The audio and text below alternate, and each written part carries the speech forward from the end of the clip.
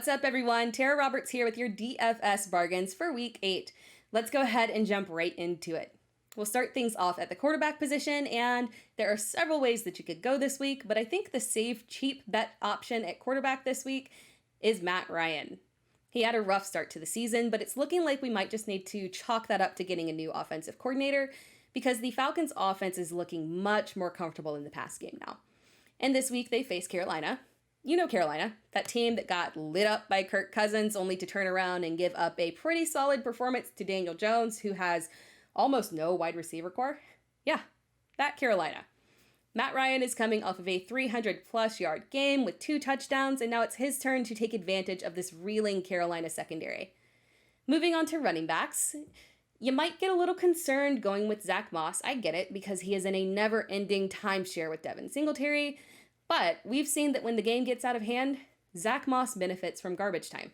In fact, this week he plays Miami.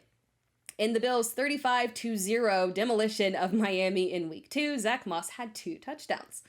Miami should be more competitive this time around with Tua at the helm, but I still expect Buffalo to dominate the game and be able to close out with Zach Moss on the ground. Another option at running back is clearly going with the Philadelphia running backs. Now, Miles Sanders is likely out, and that leaves Kenneth Gainwell and Boston Scott.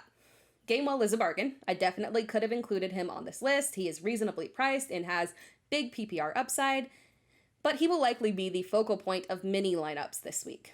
So if you want to take a gamble and get a little bit different, you could instead go with Boston Scott. Scott is naturally cheaper, and that is because he had 0 role prior to Miles Sanders going down, but both Gainwell and Scott should be involved, and they have a beautiful matchup against Detroit. Moving on to wide receivers, T. Higgins' pricing is just plain disrespectful. Yes, Jamar Chase is king, I will not dispute that, but we are talking about T. Higgins. A T. Higgins who saw 15 targets last week. I am more than willing to take advantage of the discount pricing here and plug in Higgins, who sees enough targets that he's just 1 touchdown away from a big boom game at his price. Next up, we've got Cole Beasley. Buffalo is coming off of a bye week, and they're coming out of that bye week without Dawson Knox, meaning more targets and more touchdown opportunities for the wide receivers.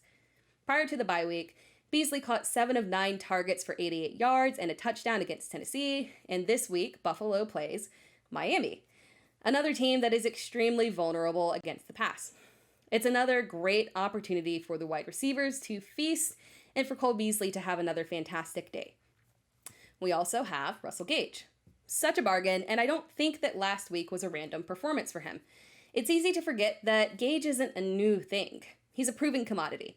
Last year, with no Julio Jones, Gage saw anywhere from 5 to 12 targets for the entire back half of the season. And we talked earlier about Matt Ryan and the game against that Panthers secondary. This sets up very well for a nice repeat performance for Gage. And let's finish things up on the cheap and go with QUEZ Watkins. The reasoning here is pretty simple. This is not a dependable play. This is not a solid floor option.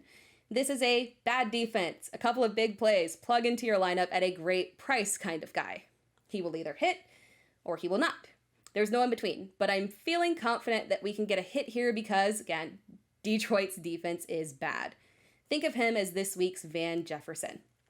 And finally, at tight end, we've got Ricky Seals-Jones. Just kidding. I've said his name like multiple times now, so I think it's time that we understand that Ricky Seals-Jones is in fact a reliable, budget-friendly guy, but I want to move on this week to something else a little bit different and talk about someone that is a super bargain, Michael Pruitt. We didn't see it coming with Pruitt, and he just continues to assert himself in Tennessee, where Anthony Firkser just has failed to stand out. His snaps are decreasing while Pruitt's are on the rise. Indianapolis has a good matchup for tight ends, and this could be a solid game for such an extremely cheap tight end against Indianapolis. And that wraps things up for this week's DFS Bargains. Be sure to check out all of our fantastic DFS content across Fantasy Alarm and come back next week for another round of DFS Bargains.